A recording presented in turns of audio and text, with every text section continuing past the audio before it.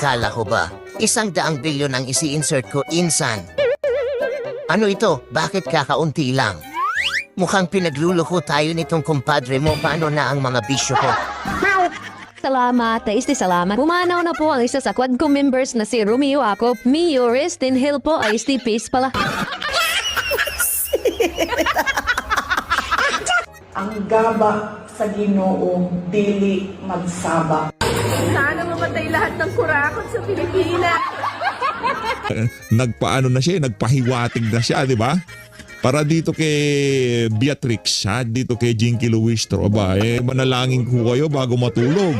Mahirap na. Kayo ho ang itinuturo nitong si Congressman Romeo Acop.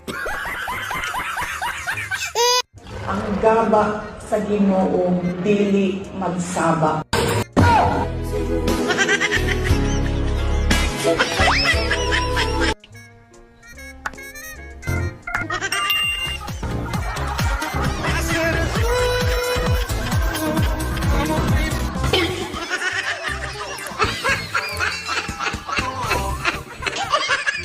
Nako, viral ho ngayon sa mundo ng social media itong si Congressman Romeo Acop. Tayo naman ho dito sa PH Update naniniwala na naging mahusay na congressman yan.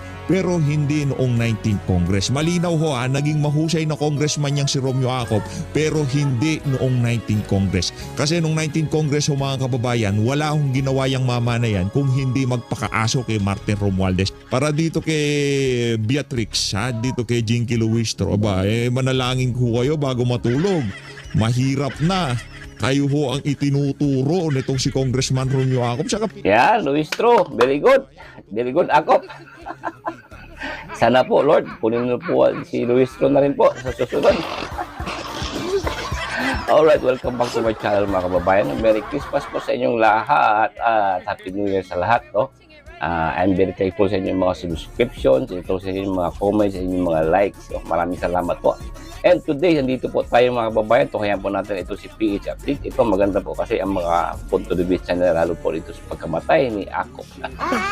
Tila baga nagkakatotoo na mga wish, ang wish niya, no? Cara David, yes, very good. Yan po ang tunghayan natin na medyo nagkatotoo na ang wish ni Cara David na sana magurgur na lahat ng mga kurakot. At shoutout din kay Cabral, no? Confirm na po yan kay Cabral na parang siya lang mag-isa kasi may nakitang dashcam, mukhang nagpakamatay, kawawa naman yung tao dahil yan sa presyo. Sigurado naman tayo dyan sa presyo nito ni Tambalustos kung bakit kasi tinigil tayo ni Lacson yung Blue Ribbon Committee na hearing, di ba? Ang ganda sana kung papasok pa ito si Cabral bilang state witness mga kababayan, no? Sigurado talagang tumbok na tumbok yan itong si Romualdez kasi ito din si Cabral matagal na itong pinapanawagan ni Senator Marcoleta na itong si Cabral marami itong alam, kaya itong mga gamit niya importante talaga, yung laptop niya, yung cellphone niya. Naku, mukhang nakuha na yung cellphone niya, yung laptop niya. Yan, Libiste, shout out kay Libiste, sana ilabas talaga yung mga files ni Cabral dyan. Alright, dito tayo mga kababayan, dito sa wish ni Cara David, mukhang nagkakatoo na. Kasama ito si Acop, naku po. Alright, PH Update, let's go. Ayaw ko na ho palang mag-wish. Ayaw ko na mag-wish. Sorry. Ayaw ko na ho palang mag-wish. Hayaan ho muna natin itong si Ma'am Cara David ang mag-wish na mag-wish. Pambihira, madam. Yung wish mo na yan, wish yan ng bawat isang Pilipino ngayong mga panahon na to. At sa tingin natin, nagkakatotoo yung wish ng host ng wish ko lang. Pakinggan natin, pambihira itong si Ma'am Cara David, sorry. Cara David, game. Ito. Pilipinas. Wish. Sana mamatay lahat ng kurakot sa Pilipinas.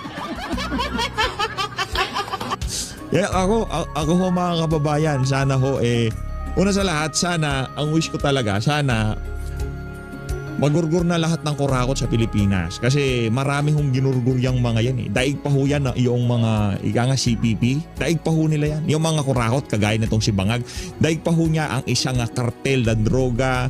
Daig pa ho niya ang isang sindikato, yung mga yan, yung ginawa ho nilang pangungurakot sa pamahalaan, napakarami hong nagurgur ng mga inosenteng Pilipino dyan. Ang dami hong napagkaitan ng magandang buhay dahil sa ginawa nilang pagnanakaw na yan. Kaya yung wish na yan, itong ngayong ano na to, ngayong papatapos ang taong 2025. Ito na lang wish ko. Sisigundahan ko yung wish na yan, itong si Ma'am Cara David, na magurgur na lahat ng kurakot sa Pilipinas. At base sa ating nakikita, parang nagkakatotoo ang wish nito si Ma'am Cara David. Pangalawa, siyempre, ano na yan, matik na yan, makalaya na itong si dating Pangulong Rodrigo Duterte. Pangatlo, siyempre makalaya itong si Pastor Apollo Kibuloy. Yung sinasapit ng dalawa na yun, hindi ho nila deserve yan, ika nga. Kahit pagsamasamahin nyo ho, yung wag na nga muna tayo pumunta kay dating Pangulong Rodrigo Duterte. Pag ganito, pagsamasamahin natin yung ginawa ni Martin Romualdez, Marcos Jr. at lahat na nakapaligid sa kanila, wala hong tutumbas. Yung personal na kakayahan, hindi yung pagpamimigay ng akap at ayuda, ha? Hindi ho yun ang ibig natin sabihin. Yung kanilang personal na kapasidad na makatulong sa sambayan ng Pilipino, hindi ho yan makakakana dito kay Pastor Apollo Kibuloy. Hindi yung level, ika nga, hindi ho pwedeng ihambing itong mga to, itong si dating Pangulo Rodrigo Duterte, BP Sara, kay Pastor dito sa mga ano na to, dito sa mga magnanakaw na to. Kasi wala ho silang napatunayan. Kailanman at wala ho silang mapapatunayan dahil ang utak lang ho nila, ang gusto lang ho nilang mangyari, magnakaw at pagnakawan ng sambayanan. Ayan na po. No? Speaking of wishes, ang wish ko talaga din, pareho kami ni PH Update, sana makauwi na po yan si Tatay Digong. No? Yan. Hala, Philippine is doomed. Masaya kapag namatay mga demonist. Huwag sanang gawing kakatawanan ang lahat. Kilala tayo sa pagiging masayahin kahit sa lalim ng mga pagsubok. Pero hindi nyo ba alam na mas masama pa kayo kesa sa mga demonist na yan kapag kayo ay masaya sa kanilang inabot na parusa? Naiintindihan na malaki na ang inyong hirap at sakripisyo. At matagal na rin kayong o tayong humihingi ng hustisya sa Diyos Ama. Pero sana kapag naparusahan mga great thieves o demonyong umalipan at nagpahirap sa inyo or sa atin ay iwasan sana ninyong magpakasaya.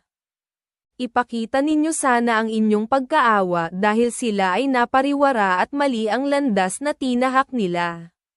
Sana ay magpakatao tayo at huwag matuwa sa tinahak na landas ng mga magsasama. They are being judged at Diyos na mismo ang magpaparusa sa kanilang mga nagawang kasalanan. Matuwa tayo sa Ama at magalak, magdasal, magpasalamat, magpuri sa ating Diyos Amang nasa langit dahil narinig na niya, Amang nasa langit, ang ating mga panalangin. God bless you all.